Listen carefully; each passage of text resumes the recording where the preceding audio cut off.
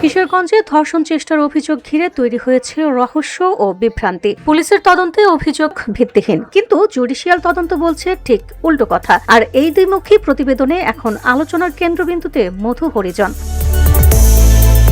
কিশোরগঞ্জ শহরের ৩২ এলাকার হরিজন কলোনি মাত্র ২৭টি পরিবারের একটি ঘনবসতিপূর্ণ এলাকা। সম্প্রতি এখানে এক নারীর উপর ধর্ষণ চেষ্টার অভিযোগকে কেন্দ্র করে সৃষ্টি হয়েছে চাঞ্চল্যকর পরিস্থিতি।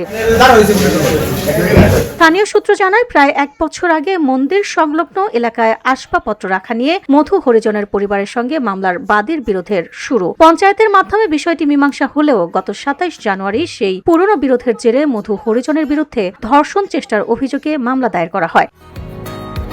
বসুন্ধরা, উত্তরা, বনশ্রী, কুড়িল ও বাড্ডা সহ রাজধানীর বিভিন্ন স্থানে অভিজাত ও অত্যাধুনিক মানের ফ্ল্যাট কেনার এক নির্ভরযোগ্য প্রতিষ্ঠান প্লেজেন্ট প্রপার্টিজ লিমিটেড।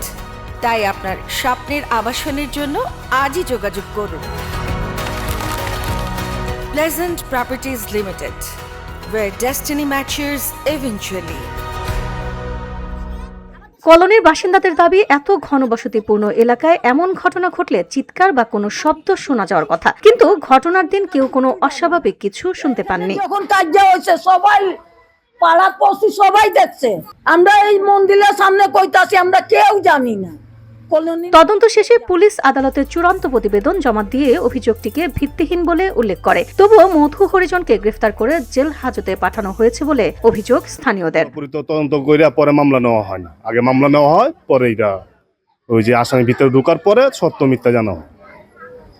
স্থানীয়দের আরো দাবি, মামলার বাদীর মা জেল জজ কোর্টে কর্মরত হয় প্রশাসনিক প্রভাব খাটিয়ে মধু হরিজনকে হয়রানি করা হচ্ছে। যদিও এ বিষয়ে বাদীর বক্তব্য জানতে একাধিকবার চেষ্টা করেও তাকে পাওয়া যায়নি। চাকরি করে দেখিয়া অত পাওয়ার দেখাইতেছে, একটু কিছু হইলে জজের কান্দাকুড়ি করে, জজের চাকরি করে তো একটু পাওয়ারটা বেশি। এই রে দাদা কিচ্ছু হয়েছে না। আমরা এদিকে রাষ্ট্রপক্ষের আইনজীবী জানিয়েছে, পুলিশের প্রতিবেদনে অভিযোগ মিথ্যা উল্লেখ থাকায় বাদী নারাজি আবেদন করেন। পরবর্তীতে জুডিশিয়াল তদন্তে অভিযোগ সত্য প্রমাণিত হয়, আদালত মধু হরিজনকে জেল হাজতে পাঠানোর নির্দেশ দেন।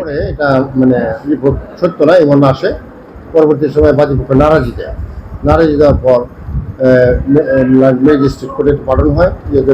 একদিকে পুলিশের তদন্তে অভিযোগ ভিত্তিহীন, অন্যদিকে জুডিশিয়াল তদন্তে সত্য। এই দ্বন্দ্বে তৈরি হয়েছে রহস্য ও প্রশ্ন। এখন সবার নজর স্বচ্ছ ও সঠিক বিচারিক প্রক্রিয়ার দিকে। VOD Bangla news desk.